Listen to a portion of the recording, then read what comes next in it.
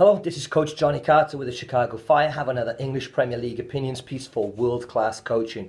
So, a lot of Premier League action going on at the moment. The festive period over Christmas and New Year, throwing up a whole bunch of games. Some of them very exciting, some of them less so. Some interesting tactics and strategies from some teams and clubs and coaches, and some less so from others. Just wanted to pull up a couple of examples of games where I was a little bit disappointed.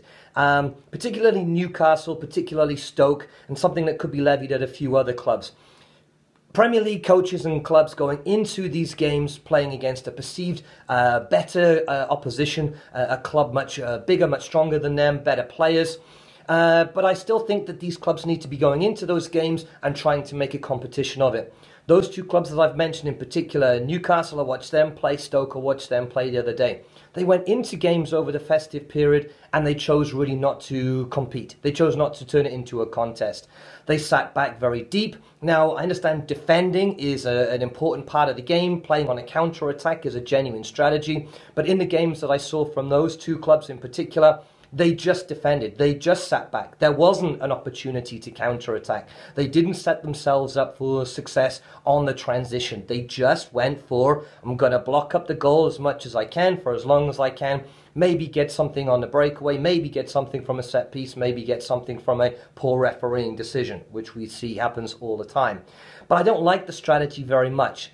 Even when it is successful, and it has been successful at times, some of those clubs have got away with maybe a draw in a game that they really didn't turn into a competition at all. But I prefer it when those clubs get beaten, genuinely get beat. I don't like it when clubs just sit back, they play for a 0-0, they don't try and turn it into a game of football, they don't try and turn it into a contest. We'll use a different example. Crystal Palace, who were playing against Manchester City. This is a classic example here of a small, weaker team playing against a heavyweight giant at the moment in Manchester City.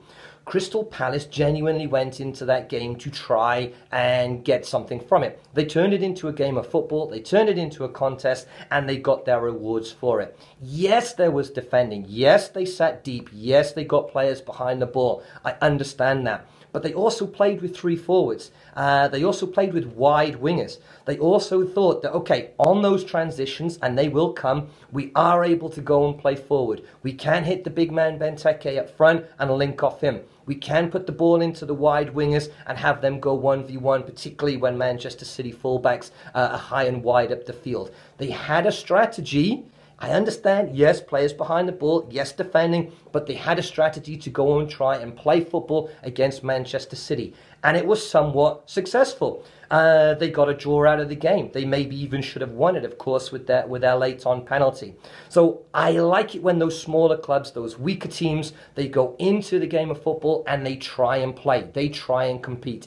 I much prefer this strategy against those clubs and coaches who just say, you know what, I'm going to park the bus. We will just turn this into a ball fest. We'll get everyone behind the ball. No genuine attempt on the counter-attack, and we can see if we can last out for a 0-0. Not interested in that style of play, not interested in that style of coaching. I much prefer football teams to go and at least turn it into a contest. So well done to Crystal Palace against Manchester City, because I think that's what they did and got some success for it. Not so sure that Stoke, when they played against Chelsea, Newcastle earlier over the festive period, just didn't compete in a game of football at all.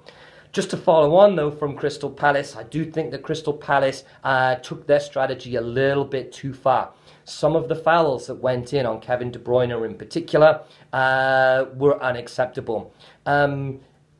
Just not fair. I mean, Kevin De Bruyne has been player of the season. Love watching him play. To have him kicked out of the game, I think is despicable. Those challenges, particularly from Punchin, but even Scott Dann tried to foul him and got himself injured. I think that deliberate, it's more than professional, malicious foul to try and bring down an opponent, try and hurt an opponent, I think is an unacceptable method of play. So I didn't like that about Crystal Palace's play. What I dislike even more is the rules. Jason Punchin should be banned, not only for the 3 games because it's a certain red card, but it should be more for the dangerous, malicious nature of his challenge. But because the rules say the referee has seen it, he gave him a yellow card at the time, no retrospective action can come from that. And I think that's a crazy rule, because that was a horrible challenge by Puncheon. That should be punished. It should be punished with more than just the 3 games for the red card. It should be punished for much more than that, due to the malicious, horrible nature of that challenge. I hope De Bruyne is going to be okay. I hope it's only a short-term injury, but it could have been so much worse.